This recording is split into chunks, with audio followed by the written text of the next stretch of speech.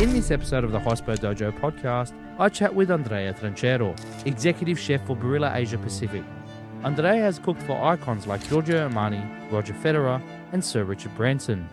We explore his Michelin-starred journey, how Italian traditions evolve across cultures, and what it's like cooking for some of the world's most famous people.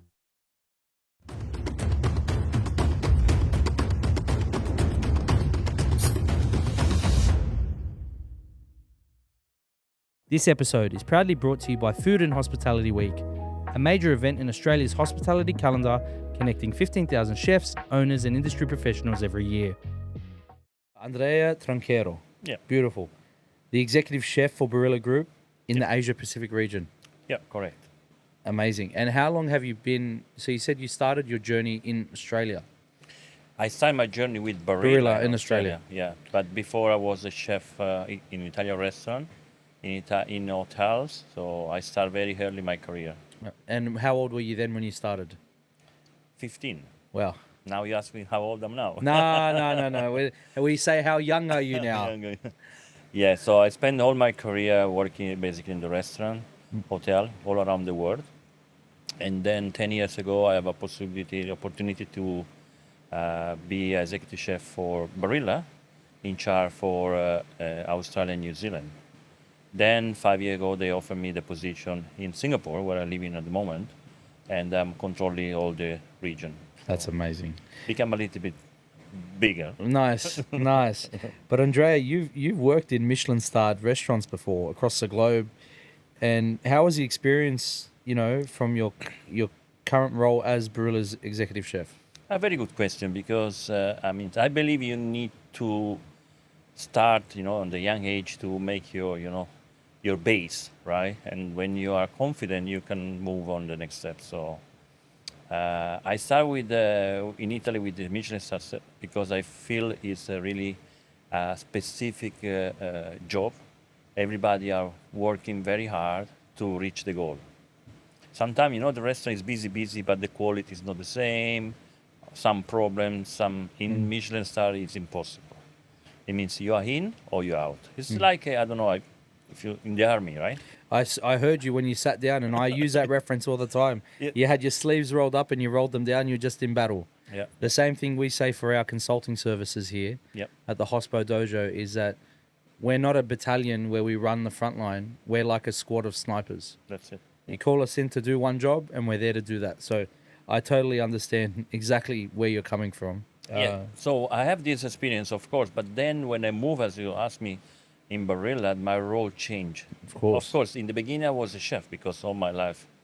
Then now I'm more like a promoter, I'm more a trainer, I'm more a consultant with our customer. With your customer and your company. Yes. That's amazing. And what does it mean for you to represent the Italian cuisine on the global stage, especially in markets so diverse like Asia and Australia? Very, very, very, very nice atmosphere because, of course, I'm Italian. I was born there. I know my culture. But I like also to use some local ingredient to make a little bit a modern twist. Mm-hmm. I don't like to say fusion because fusion make confusion.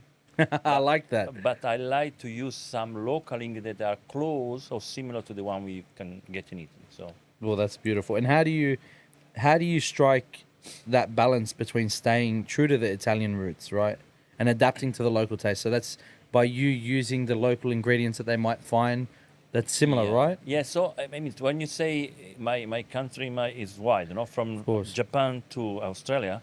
So I always say, when I have this kind of interview, when I talk with a customer, I have my luggage, I have my experience, but each country have to adapt myself.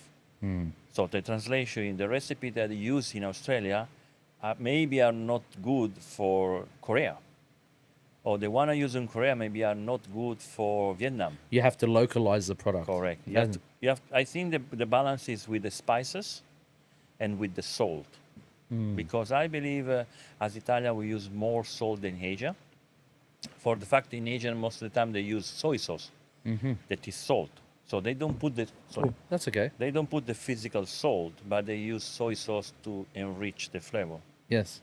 And sometimes the spices, because in Italy we use salt, pepper, and herbs. In Asia specific, they use a lot of mix of spices and that are not familiar with me, but become interesting. Wow.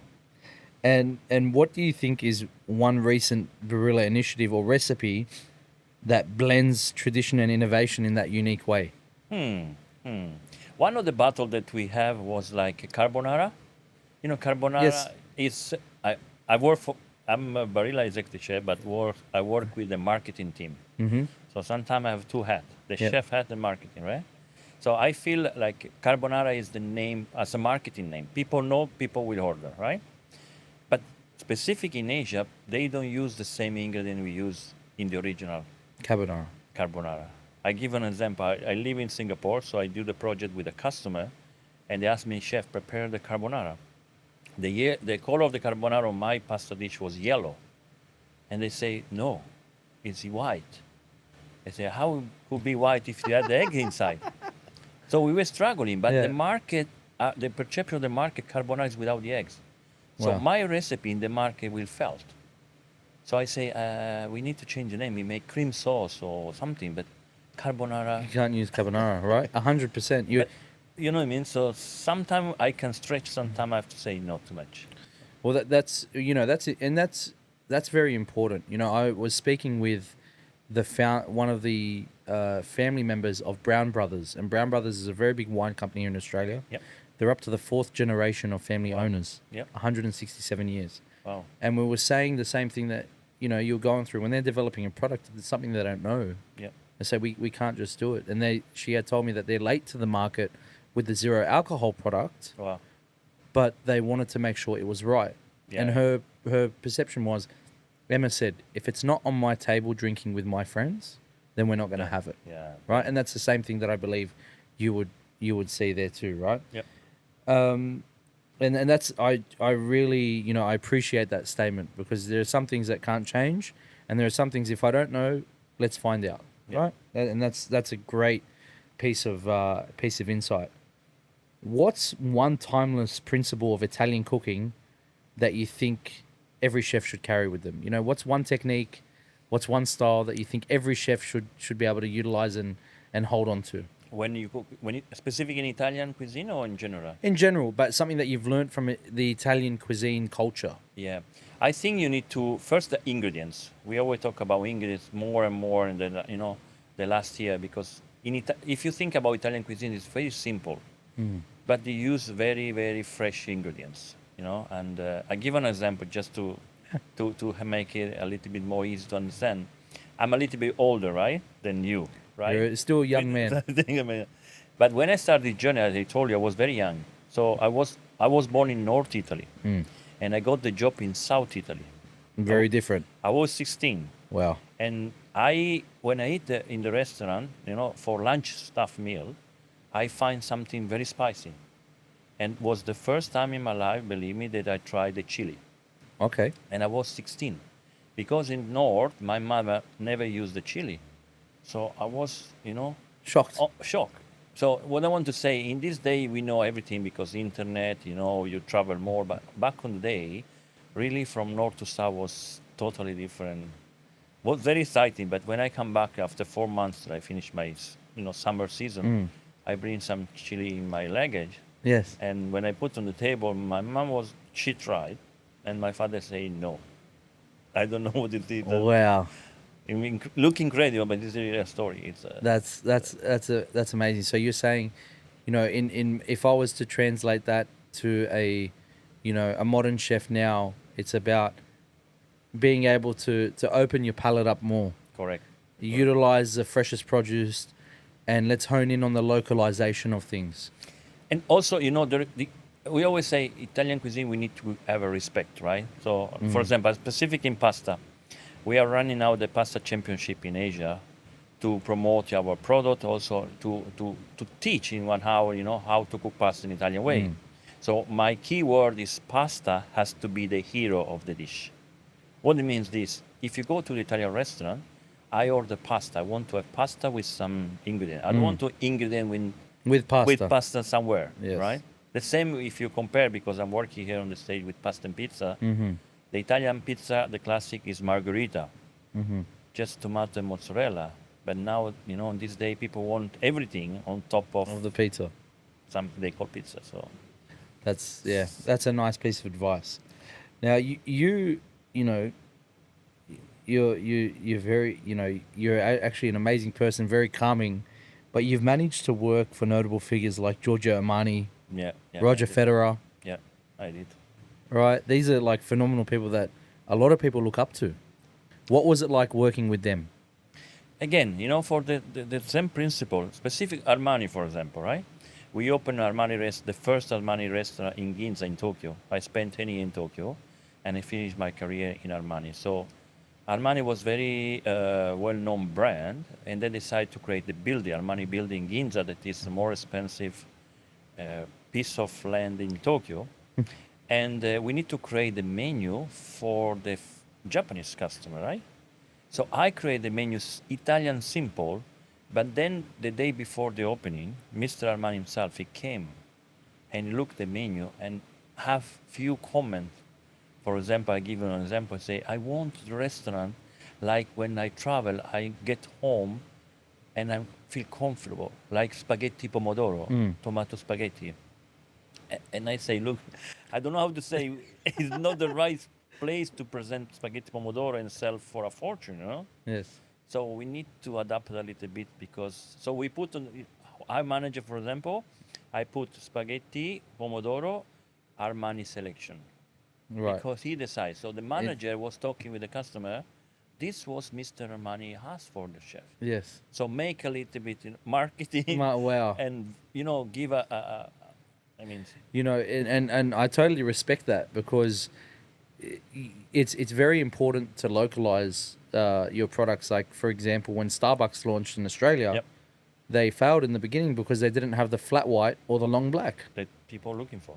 right? So but for you, it was a very difficult scenario because you had Giorgio Armani, Yeah. who's a primal figure that says, I want spaghetti pomodoro, right? And I guess restaurateurs always have this challenge Yeah. that they love what they like, but at the same time, it's not what the customers want. Correct. So what you're doing in regards to highlighting, hey, this might be something that you might not know, Yeah. but this is our selection. Give it a try. Give it a try. Right. And just to follow what you asked me, Roger Federer, same. When I cook for Australia Open, we have a pop-up Barilla restaurant, and Roger was there with the team. So every day he play on the field, half 2 hours before the game, we prepare pasta for himself and the team. The recipe was spaghetti pomodoro with Parmigiano Reggiano. That's it. That's all he wanted. Then we cook al dente, we deliver. And more we go close to the final, he has bigger portion because you have to stay longer Stay longer on the game. on the game. So give a little bit carb or a little energy. But simple tomato spaghetti with Parmigiano. Amazing. Does So- Barilla have a stand here this year? We are here with our distributor. And, Beautiful. I'm cooking there every day from. I just finished now, basically. Okay, amazing. Tomorrow I'm going to come past. Please. Spaghetti pomodoro? No, here because we are in the food service event. We Yes. need to do something more fancy. Right. Still Italian, Yes. but with a little bit more modern and Okay, interesting. with a modern twist? Yep. I appreciate the simple things. So- It's simple. You will see. You enjoy it? People don't believe. You ask me, oh, you put cream. No. How is possible it's so good? It's chef. It's chef. Now, last question for you, chef. Yeah. What's one piece of advice you would give to, aspiring chefs who want to build a successful career in the culinary world like you? I can say two. Yeah. The first one, be honest. Because this word, specific on the food service, is a small word. People know each other. Even if you don't know, they will know you. So keep honest and, everybody will respect you. That's amazing. The second one, I will say thank you to this chef jacket. I travel all around the world. So I start from a small village in Italy. Now I speak 5 languages. I travel from Los Angeles, Paris, 10 years in Tokyo, Beijing, Perth, Sydney, and now in Singapore with the chef jacket. So it's not so bad. That's beautiful. That's amazing. Andrea, we have your Instagram, I believe. Yes, We'll please. share it on Instagram. I want to share it to my followers. These messages are so powerful from a man that's been able to cook for some of the greats who've been great inspirations to many people. As a kid, I always watched Roger Federer, and to know that your pasta was a few of his winning games, that's amazing. Yep. Thank you. Thank you, chef. Thank you so much. Grazie. Grazie, amore. I'll give you one more question. Yep. What's your go-to dish? So my really like comfort zone or my favorite is linguine. So I like spaghetti a little bit flat. Yes. Garlic, olive oil, and chili. And if it's possible, some seafood like prawns. Aglio scampi. olio with some Like prawn. Aglio olio base, right. With the chili, because I learned when I was young the chili. The South Italian And chili. really now I like. Sometimes I put too much. Wow. Because, when you are confident. I shouldn't take you to. I'll take you to my grandfather. If you're ever in Sydney, let me know. Yeah. I will pick you up. Yeah. I'll take you to my grandfather's garden. So you have all these. He's got amazing, Wow. amazing chilies, amazing vegetables. He's got a little kitchen in his garage. Oh, right. He's not allowed to cook inside.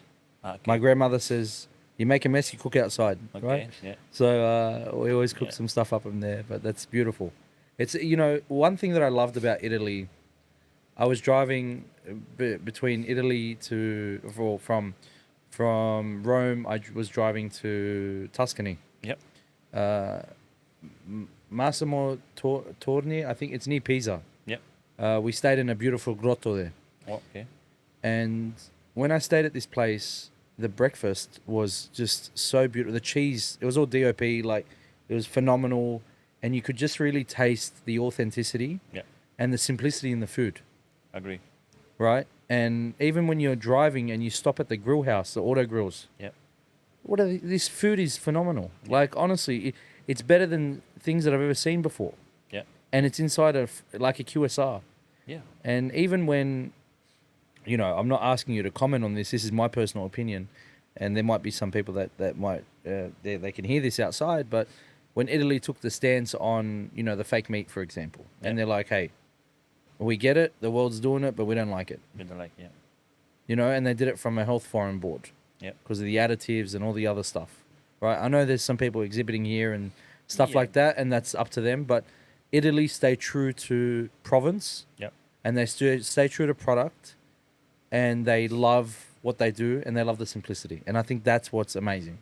Yeah, but it means if you go, like I say, I'm working for this industry for a long time. When I start, like you mentioned, Michelin-starred, I spend a lot of money to eat in this kind of fine restaurant because it was good for me to learn, right? And education, And right? education. But now that I'm working for Barilla for 10 years, I prefer to go in this kind of trattoria or Yes. something simple to really to understand, appreciate the simple food The from the garden, from wherever it is. And that's beautiful. And I appreciate a lot. Oh, beautiful. Well, chef, if you're ever in Sydney, Yep. I'm going to give you my details. You need to call me. Yep. And I'll take you to some local spots. Thank you. Hey, I appreciate it. beautiful. Thank you so much. Grazie.